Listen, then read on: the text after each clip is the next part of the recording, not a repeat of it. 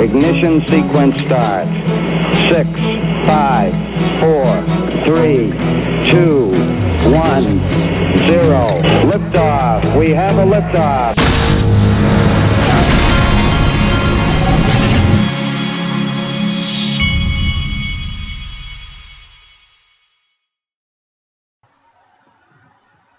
Hey everybody, this is the Digital Asset Investor. Oh, some interesting pieces of news that I discovered this morning. I do have cinnamon in my coffee, by the way. I thought I'd mention that. This article from AMB Crypto, I'm showing you this because this thoroughly entertains me. As I told you before, the guys from Morgan Creek Capital, I believe it's called, Mark Lesko and Anthony Pompliano, who are my new favorite people after watching a few of their things lately. This article is about, they've challenged Nouriel Roubini to their $1 million crypto bet on Twitter, and there's like a Twitter fight going on more or less.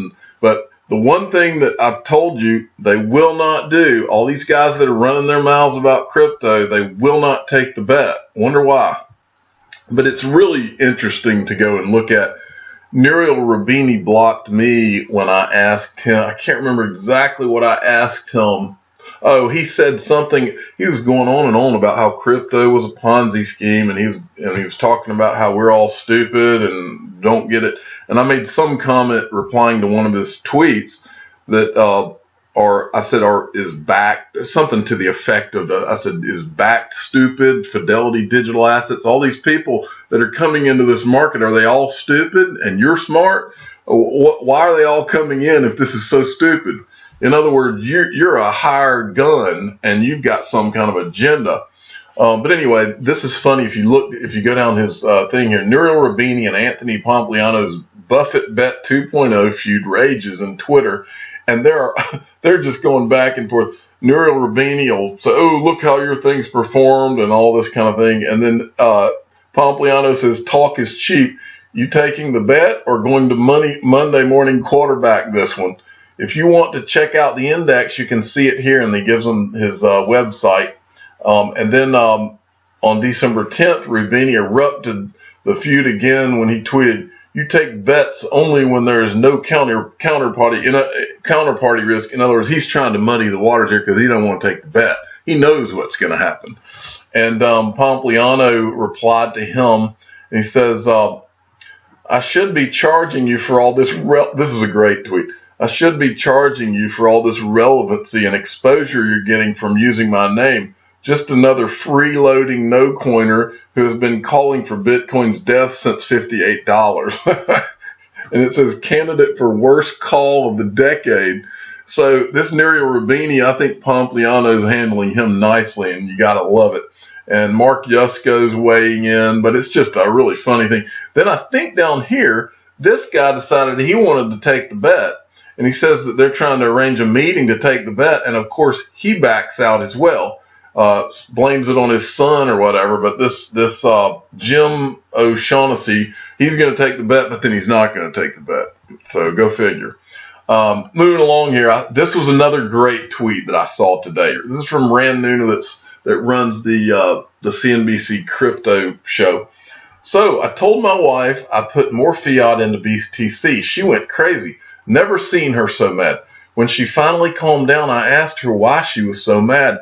The prices are so low, it's a great buying opportunity. She didn't see it that way. All she could ask is why I didn't buy XRP." And there's going to be a lot more angry wives out there that are asking their husbands why you didn't get into digital assets, especially the greatest digital asset ever created, XRP, when the smart people did. That'll be a recurring thing. Next. Now, I want to tell you ahead of this, I've never used eToro. I don't know anything about eToro, so this isn't about their platform in general. But I replied to what they put up and told them this was a huge mistake that they were making. Now, what they're doing, now this is not, I want to make sure I'm very clear on this. eToro put an ad out, and their ad is about diversifying. Now, what they're saying to diversify in based on what's happened in XRP's price, in my opinion, yeah, I could see how it could make sense, but at the same time, they're not comparing apples to apples. As I've said many times to you all, don't invest more than you can afford to lose into crypto. Crypto is a riskier asset class, but what they did is they ran a commercial here, and they said they're going to run several on several different digital assets. I believe, in my opinion, they know that the XRP community is going to jump on them, and they're doing this. What's the old saying? There is no advertising that's bad advertising. I believe that they know how big the XRP community is, and they know we'll jump on this. But so what? I'm still going to call them out on this. And I think that's what they counted on.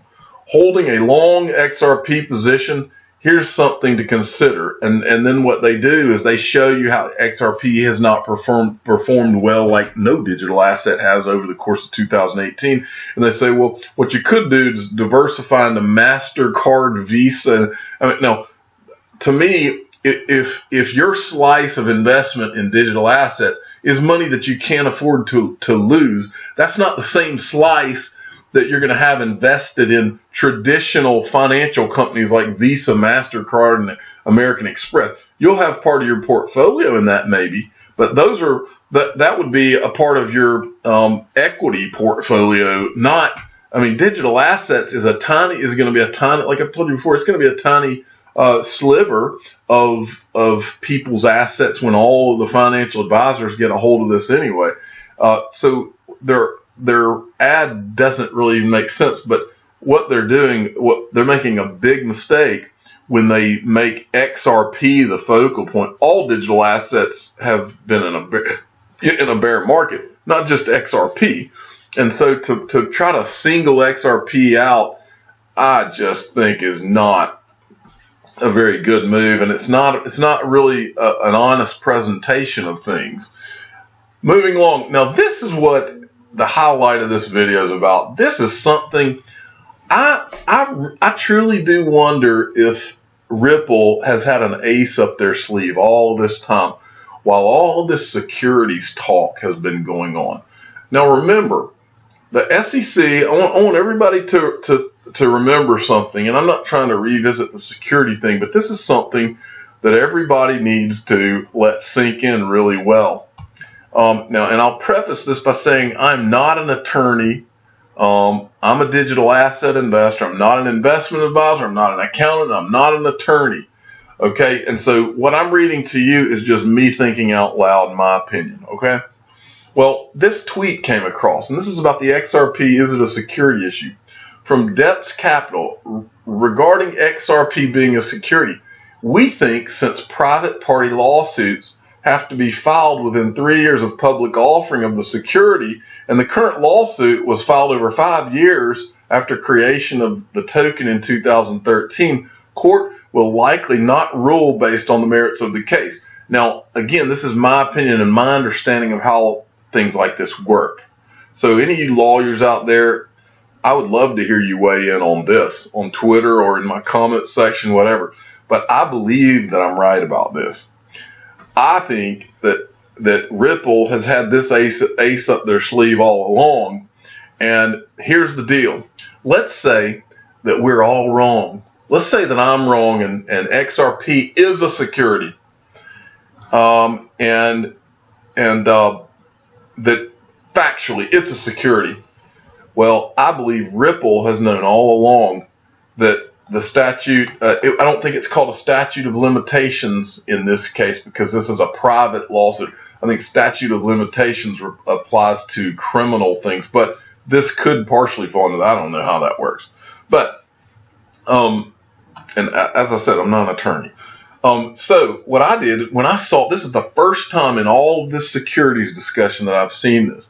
And my reading of this is basically, they're saying that the judge would not rule on this based on the merits. In other words, the judge would throw this lawsuit out because you can't bring the lawsuit because too much time has passed. In other words, even if it is a security, you waited too long and this can't be a lawsuit. And so now I don't know how that affects the SEC. I don't know if the SEC can come out and say, well, that's a security. Or if the SEC knows this is going to happen, and so they're working with Ripple. I don't know if this means that the SEC as well is too late to be able to bring anything against XRP or Ripple or however you would do that. But I do believe, I am pretty certain that what they're saying here is that nobody can bring a lawsuit, which I'm assuming to enforce anything against Ripple or XRP, the SEC would have to bring a lawsuit against them or some kind of criminal proceeding. And if this 3-year limit is true, it's too late. And so they can't declare it a security, even if they wanted to, or even if it is. And so what I did, just to make sure that this was correct, I went and looked up the Securities Act of 1933, and the section says no action shall be maintained to enforce any limit, any liability created under Section 11. And then down here it says more than 3 years after the security was bona fide offered to the public under Section 12A, more than 3 years after the sale. So if this is correct, and that's what that means, what this says is even if all of the naysayers are correct, and I'll give you a naysayer here. This is a naysayer, Preston Byrne. For the last time, Ripple Labs created XRP. So he thinks XRP is a security. Well, go down here. Let's look at when according to this guy, when XRP came out. It says the first Ripple transaction in existence was made on the 1st of January 2013. And then it says here, here's what the Transaction Explorer says about all the transactions on the Ripple ledger from 17 August 2012, a month before Ripple Labs was incorporated through 31st. Okay, so they're basically saying, okay, you've got XRP. Here's Transaction Explorer. This is XRP. All right, let's say he's right and about when XRP was created and who created it and all that. Well, that means it's 2012 or 2013, doesn't matter. Either way, any lawsuit that's been brought or will be brought will be thrown out.